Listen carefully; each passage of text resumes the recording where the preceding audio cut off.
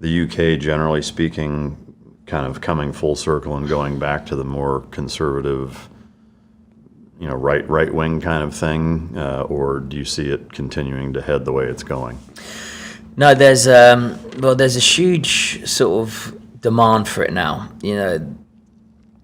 Brits have had enough. They're sick of seeing our shores being breached every single day. Call it an invasion, if you wish. Yeah. If this was back in after World War II, you guarantee you that those boats would be shot out the water.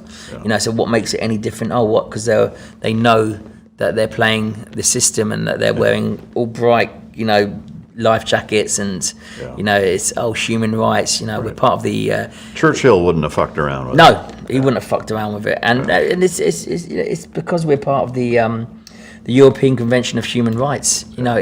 We are bound politically to an external platform, to an external human rights platform that, if we do anything, then we're, being part of Europe, even though we're not, but being part of, the continent, that we'd be in breach of the human rights policies. So I would have assumed that the whole Brexit thing would have mostly solved that.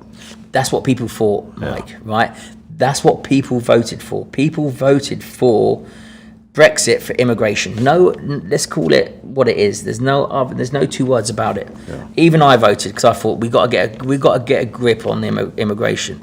However, yes, we pulled ourselves out of all the trades, etc., and a lot of other things politically behind the scenes, but we never pulled ourselves out of the ECHR. Yeah. I mean, surprisingly though, the pound is still incredibly strong. I mean, it's way stronger than the dollar. It's stronger than the euro. I mean, to me, it's kind of confusing, that because to me, again, not living there, not even having visited there, not being nearly as intimately familiar as the inner workings of the UK as you are, but that was my one concern, I guess, is fuck, that may make British currency plummet, and it didn't, so it's it's a weird, because we're so indoctrinated on paying tax. Everything is taxed. So we are taxed on top of tax, and that's the moment that we keep paying our taxes and we keep giving our hard-earned cash to the government, then it's gonna keep the pound stable. I feel like we're in a pissing contest with you guys taxes wise at this point. You reckon? Not in Texas. No, not in Texas. Well, but I mean, the bitch of it is kind of like the European Union being a part of it, is that the state taxes can only account for so much. So even though there's no state employment tax or income tax. Our governor just signed a bill to get rid of capital gains tax, but again, that's just the state. The federal is still way bigger than any state tax is, and so Sure. it's better than nothing. But it's really the federal tax that just rakes everybody over the coals, and it's just layers of it. It's like your income, but then when you buy something, then that's taxed, and the house you live in is taxed, and then if you die, it's taxed. If you give your shit to your kids, it's taxed. I mean, it's just like. You look at road tax. You paid road tax. Yeah, I mean, every time to use the roads, but then there's tolls, and then you pay congestion charges, and then you pay car ULEZ, registration. and then. I mean, it's just like, when the fuck does it end? But this is where the UK is so tolerant. Yeah. Look at the revolution over what is it, 3% tax. In the UK, just recently, they've upped the corporation tax from 20% to 25%, not 21%, not 21.5%, from 20% to 25% overnight. No one batted an eyelid at that. Yeah, it's crazy. Because we're so tolerant and we're so that's why the pound is so stable, because we just go, yep, that's absolutely fine. And so many people, if you don't pay your taxes, or if it's like, well, you're so alienated. It's class. You might as well have committed murder, and people will think more of you. Yeah. It's such a thing in the UK where it's just like, well, everyone has to pay them. Just pay them. Yeah. That mentality has been indoctrinated into the Brits. That it's more. Yeah, it's seen more as a It's the word I can put it. Seeing more, you see more as doing wrong, not paying your taxes than you would if you took a life. Wow. It's insane.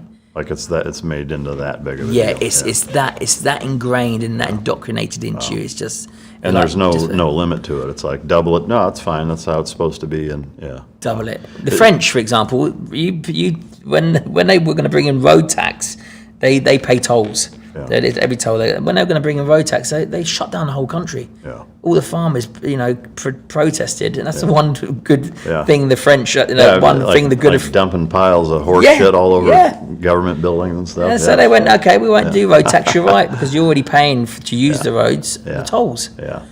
Has that played a role in your decision to not live there anymore? Is that part of it? Yeah. My decision not to live there, I've always said, and I've always been brought up with, if you don't agree with the laws of the land and you don't like the culture, then don't go there or don't live there. Now, the UK is cultureless. You're not allowed to fly your own flag. It's seen as racist. You're not allowed to be patriotic. You're not allowed to, you're not allowed to be proud of your military. It's in a real bad state of affairs, and I mean that. It's really, really, really bad. Yeah. So I can call it cultureless. People say it's a multicultural country, but where do the boundaries lie? With what culture? With what religion? Where do the limitations lie? Yeah, I mean, because to me there's a contradiction, or there's a point at which it's kind of like everybody's a winner, like raising kids, where participation trophies and saying saying that everybody is a winner is also saying that nobody is. Yeah. And to me, multiculturalism at a certain point is that same way. If there's so many to where now there's no culture. Yeah, because there's not enough of any one to actually have a culture. understand, or live in what's going on. You've got almost in a weird way, it's more going back to almost the Stone Age of tribalism, where there's really small pockets of totally different things that are all fighting each other and not getting along. I mean, to me, you see some of that here too. I don't think it's nearly as drastic as it is in the UK. But no, it is, mate. That you've got it. You've hit the nail on the head. Yeah. It's exactly that. It's multicultural to the point where there's no culture. Yeah. Where it's tribal. This religion's fighting this religion. This gender type is fighting this gender type. It's exactly that, Mike. Yeah. And that's one of the reasons why I left, because they are fighting each other, and it's become so dangerous in the UK. There's a knife epidemic in London at the moment, where these big zombie knives are just in broad daylight. People are being stabbed, hacked up to pieces in broad daylight, in front of children, in front of businessmen, in front of families, in broad daylight, and there's nothing that can be done about it. Yeah, I mean, I've seen some pretty disturbing statistics too, where a lot of the refugees coming over are snatching teenage girls and doing just god awful things to them, grooming gangs, and nothing's being done about it. I mean, they can't. It's because of our government. They're so woke. We have a left Labour government that bury their head in the sand, and obviously they're just pure puppeteers. The strings are being pulled from where do you think though? I mean, like, just do you think there's an ulterior narrative of population control. Yeah, I mean, and I'm speaking from a place of seeing some of that here. The last administration leaving the border open, I think begs the question, like, if you're not so partisan to where you're blinded by it, to say, like, what possible motivation could you have for allowing that to happen, unless it's either somebody has fucking dirt on you and they're blackmailing you, or that there's some sort of bigger entity that's controlling that, which I don't know what the fuck it would be.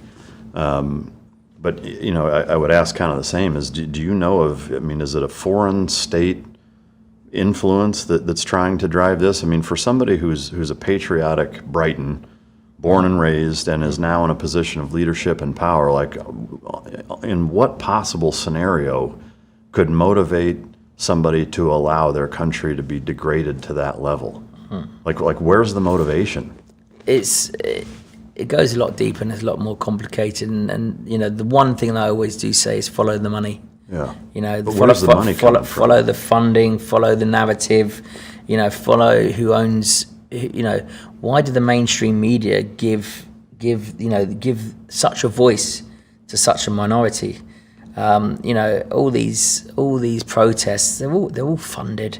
There's the ulterior narrative. If you look at it, and if you had the world elites in a boardroom, you know, the overall mission objective would be population control.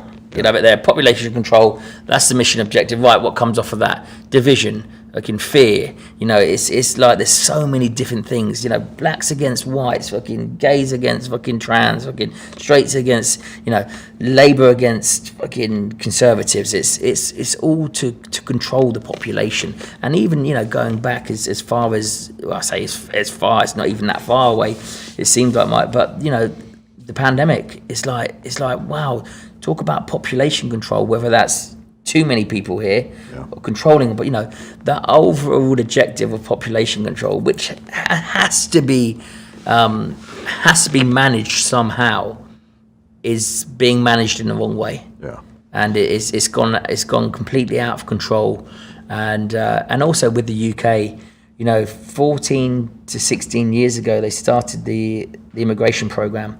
Of inclusivity, being a multicultural country. That's what they wanted, but because it's gone so drastically wrong and they've spent billions on it, they cannot be seen to say that it's a failure. So now they're in this hole that they can't get out of, and they're now going rogue. They're going out because they're in such that they can't go. We admit we got immigration. The immigration policy is wrong. We fucked up. Not only did we fuck up, but we spent billions, almost bankrupted the country. Food prices, gas prices, taxes through the roof, which you've suffered for the last nearly 20 years. We've got that wrong. Can you imagine a government that says that? They're done. Yeah. Well, so to me, the irony is that I think at this point, the people would actually respect that more than lying about it. You got to take the tough pill, right? Yeah, I mean, because to me, it's like staying in a marriage that's toxic because you've been married for so many years, and you know, well, I'm Catholic, and I don't want to say that we got divorced. You know, I mean, to me, it's that same kind of mentality. Like, it's just absurd.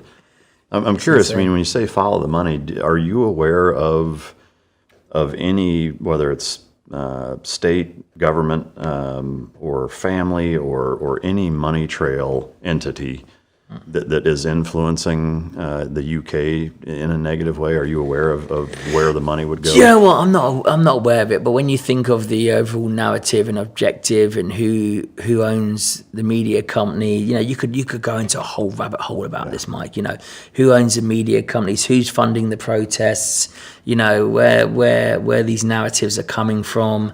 You know, you could look at a couple of top cos in the world. Because I mean, here you have China, you know, which to me would make the most sense, at least for the Biden administration, to in kind of a backdoor mechanism, you know, grease the skids or you know, bribe or whatever to degrade our society to make it less of a threat and an economic powerhouse towards China. And a way to do that would be to somehow incentivize government officials to leave the border open and water things down and make it dangerous, and drugs flowing in and society collapsing.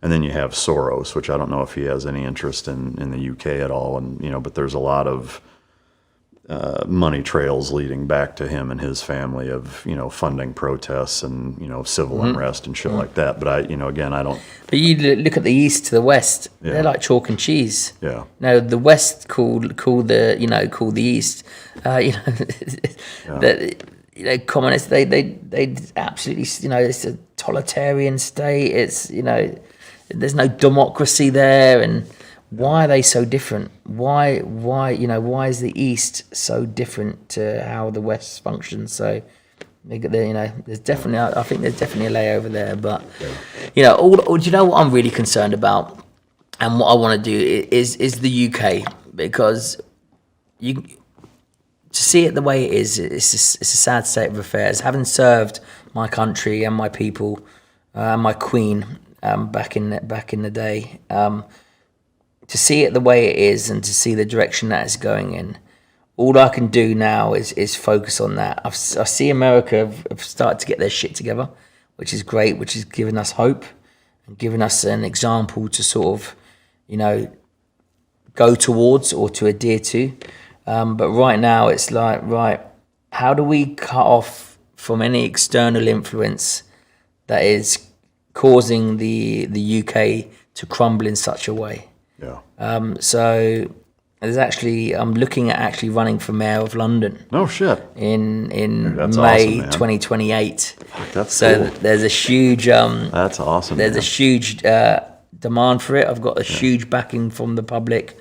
I've actually got huge backing from the political sort of realm and from That's cool. Shit. a lot of hierarchical businesses in the UK. So it's time for change, mate. Yeah, it's no, time for change. to me that's exciting and awesome. I'd love to hear it. I'd love to see that happen. I assume that should you decide to do that, you'd have to move back at a year or two before. Or, Correct. Or Yeah, a even year sooner? before. Year before. Man, that's really cool. It makes me think, or it makes me curious, I guess, hearing about that and just some of the things we're talking about, kind of UK from a societal standpoint. My only exposure, and probably similar to the UK, if you're from the UK and you've never been to America, your only understanding is movies, or TV shows. So it's like The Gentleman or Snatch or or Mobland or whatever. Yeah. But I'm curious, like, as somebody who's from there, born and bred, and has been immersed in the culture, are there any shows or movies that are relatively accurate depictions of what the UK society is like, that they kind of nail it? Yeah, do you know what? When you look at Snatch, that's sort of like the exaggerated, but the traveling community, they get a hard time. They're actually, a crucial part of British society. Yeah. They've always been here. And you leave them alone, they never cause any trouble. They get a bad name, they've got a bad stigma, but they're actually embedded in British culture. Yeah. So it's quite a good film to watch. And Have you seen The Gentleman by Guy Ritchie? no, I haven't seen The Gentleman. I'd love to get your take on that. I mean, to me, he makes a lot of really good stuff. I'm definitely a fan of most of the Have you things. seen the film Green Street? It's about football hooliganism. No, I haven't. But it's about football hooliganism, but it's about how it's sort of left on the streets. It's not it's not that it's fisticuffs. I gotcha. It's like, let's call it tribes. It's like Arsenal versus Tottenham. They all plan to meet. They kick the shit out of each other. There's that huge rivalry on the streets, blah, blah, blah, blah, blah. And once it's done, it's organised, but it's not organised as in crime where, knives and guns and nothing like that. It's a huge, fisticuffs and it's left, it's left there and then. To the point where, there's a story where I think it was Millwall, there's another London club and someone else, where they clashed, and this guy he got absolutely kicked to fuck, and he was conscious but unconscious. He was stumbling around. He wasn't really with it.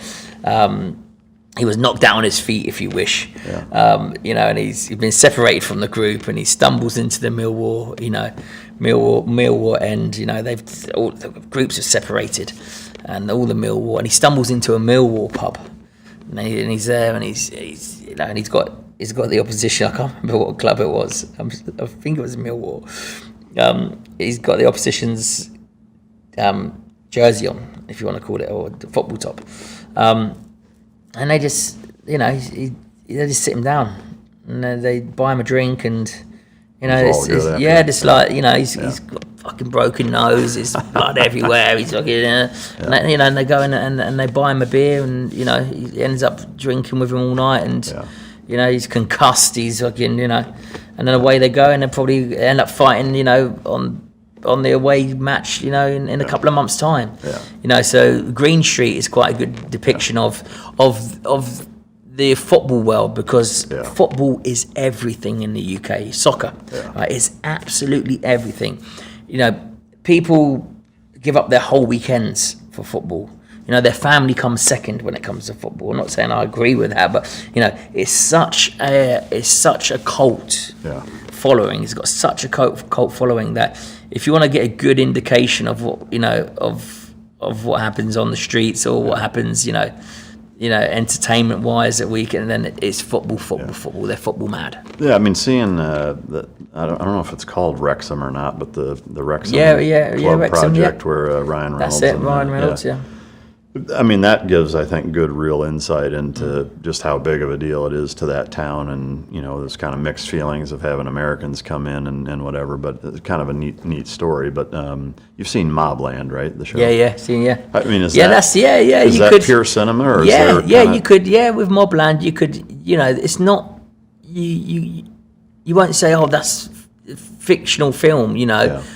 It's quite, I would say it's a good depiction of what you could expect if because I think there's this, at least from my observation of watching, you know, films that depict UK society, is that there's this almost kind of Illuminati like old world money society that has, you know, the big castles on land that, you know, for generations, and it's almost like this secret society kind of thing. So that's pretty accurate.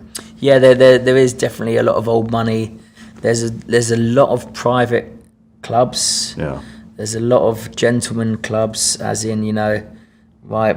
Yeah. We'll have our meetings here, and there's a lot that goes on behind the scenes. There's a very old political, you know, status still. You know, British politics, even as outdated as it is, there's a lot of, you know, there's a lot that goes on behind the scenes there as well. Yeah. So you've got that old money, you've got, you know, the lords, you know, you've got that world that you think of when you think of, you know, old Great Britain.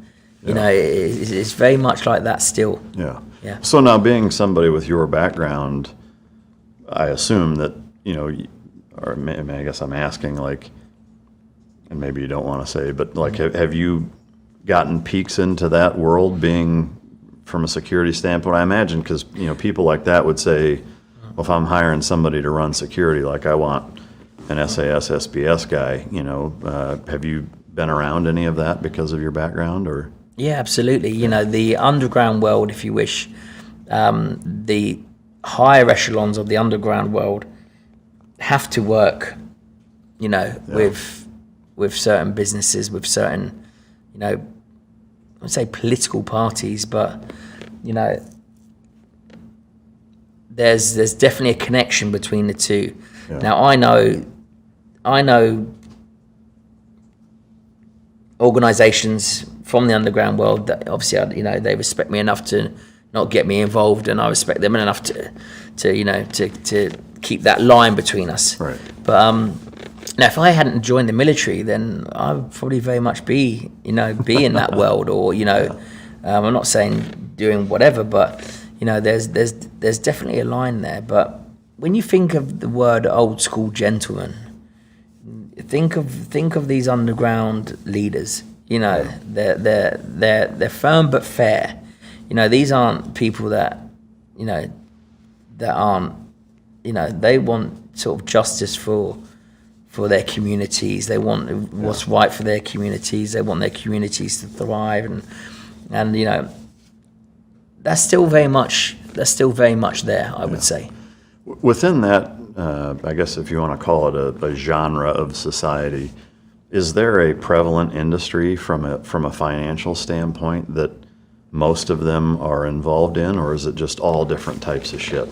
Do you know what? It's all different types. It's all different types of shit. You know, it's all different types. So it would seem like finance, you know, banking, loans, you know, hedge funds, private equity, you know, venture capitalists, whatever, would be kind of the primary thing with that, where, you know, they just have a fuck ton of money and they put it into different things. And yeah, do you know what? You know, we spoke about the economy, and, you know, there's a lot of money. You go to the Square Mile in London, you know, London City, there's there's so much money there. Yeah. It's and when it comes to it's one of those. It's not what you know, it's what you know about who you know. Yeah. So I suppose the tables turn a little bit there. Yeah. So people go, it's not what you know, it's who you know. But when you're at that level, it's not what you know, it's what you know about who you know. Yeah. That makes sense. And it's Yeah. but it's working. Less and less. Just discretion has gone out the window a bit in the UK. In what way? It's as in, everything is sort of so. Computer says no. This it says no. Where before it'd be, discretion was used a hell of a lot. Yeah. Oh, okay. What's your circuit? Oh, right. We can make this work. Right. What you got there? Yeah, that can make. Now it's you out of my hands. I can't. You're hitting a ceiling constantly in the UK, and I think that's and the UK are very good at keeping that proportion of finance, keeping that proportion of the upper echelons in that world there. Yeah. To penetrate into that is Yeah. extremely, extremely hard. Yeah. That makes sense.